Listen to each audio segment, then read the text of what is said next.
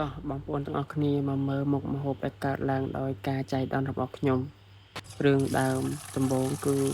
តាមពិតទៅខ្ញុំទៅទិញពងទាទេបងប្អូនប៉ុន្តែចៃដន្យអីណាទៅជួបមានលក់សាច់ជ្រូកក៏ដាច់ចិត្តងាកមកមើលសាច់ជ្រូកហើយទិញសាច់ជ្រូក1គីឡូយកហ្មងទៅបាទបន្ទាប់មកក៏ទិញបន្លែថែមបាទពេលមកដល់ផ្ទះភ្លាមបងប្អូនខ្ញុំមិនបង្អង់យូរទេព្រោះឲ្យល្ងាចហើយណាក៏រៀបចំសាច់ជ្រូកហ្នឹងបាទលាងកបាត់លាងជ្រុញដោយបងប្អូនបានឃើញចឹងដាក់សាប៊ូដោះលាងនិយាយពីថាកែលជ្រុញអត់ទោះហើយបងប្អូនជ្រុញធម្មជាតិទៀតឈើប្រភេទឈើសក្រំនេះបាទឥឡូវយកមកហាន់សាច់ជ្រូកដើម្បីត្រៀមយកទៅប្រឡាក់មួយប្រេងខ្យងអីហ្នឹងแล้วខ្ញុំកាប់វាជាដុំអត់កាប់តូចពេកទេបងប្អូនហើយក៏អត់ធំពេកដែរព្រោះអីខ្លាចវាអត់ងាយឆ្អិនបន្ទាប់មកខ្ញុំក៏ហាន់ម្ទេសតែពិតម្ទេសនេះត្រូវបុកឯងបងប្អូនប៉ុន្តែភាសាបើយើងអត់ហាន់ទេវាអត់ងាយល្អិតទេអញ្ចឹងបានខ្ញុំហាន់វាជាដុំតូចល្មមហើយក៏មិនតូចពេកដែរហើយបុកទៅវាបែកពេកទៅវាអត់មើលទៅអត់ឃើញម្ទេសទៅវាអត់ស្អាតតែជ្រលក់អញ្ចឹងក៏ខ្ញុំហាន់វាជាដុំទាំងខ្ទឹមសខ្ទឹមក្រហមអីហ្នឹងទុកបុកធ្វើទឹកត្រីឥ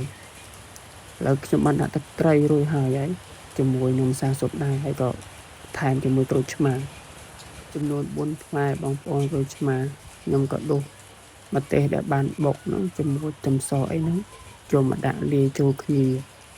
ហើយថែមប៊ីចេងតិចស្ករតិចដែរឥឡូវខ្ញុំក៏រៀបសាច់ហ្នឹងចូលទៅក្នុងចង្អើរដើម្បីយកទៅអាំងក៏เลยទៅមើលចង្ក្រានវិញហើយបងប្អូនហើយគ្មានល្ងើគ្មានអីទេដោយសារអស់ពីសើមត្រូវទឹកភ្លៀងចេះតែអាំងទៅអាំងផ្សែងផងចុះប្រឡប់ទៅប្លែកទៅដែរបងប្អូនតែមុនសាច់ឆៅលើសាច់ឆ្អិនម្ដង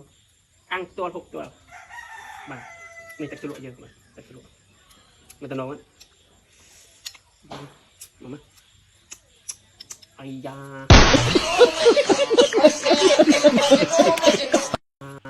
ហើយទៅវិញបងប្អូនមើលណាសាច់ជ្រូកអាំងក្តៅហុយបងប្អូនជ្រលក់ជាមួយនឹងទឹកត្រីកោះកងខាប់ជាពិថាជាតិអូជាតិយ៉ាងនេះបងប្អូនហើយសាច់ជ្រូកអាំងនេះហើយគេថាអរគុណភាពចៃដន្យណាបងប្អូនដែលធ្វើឲ្យខ្ញុំបានហូបរបស់ឆ្ងាញ់អញ្ចឹងណាណា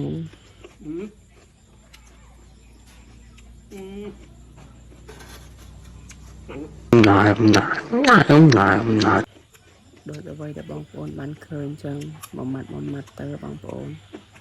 ជាពីជាតិសាច់វាទន់ផ្អែម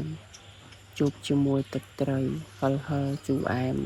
វាត្រូវគ្នាតែម្ដងបងប្អូនមុខម្ហូបមកពេលនេះគឺថាឆ្ងាញ់ព្រោះអីដាក់លេខគ្មានទេបងប្អូនណា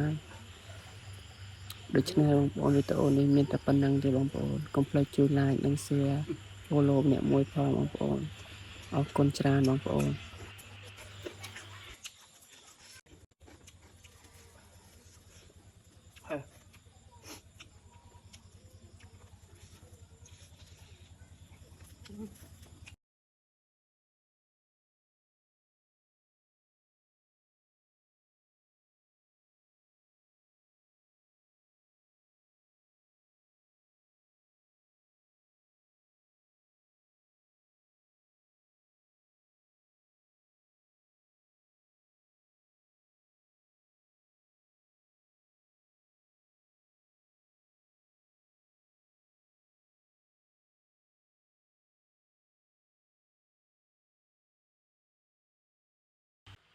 បាទបងប្អូនវីដេអូនេះមានតែប៉ុណ្្នឹងទេបងប្អូនជួយ share like និង follow អ្នកមួយផងបងប្អូនអរគុណ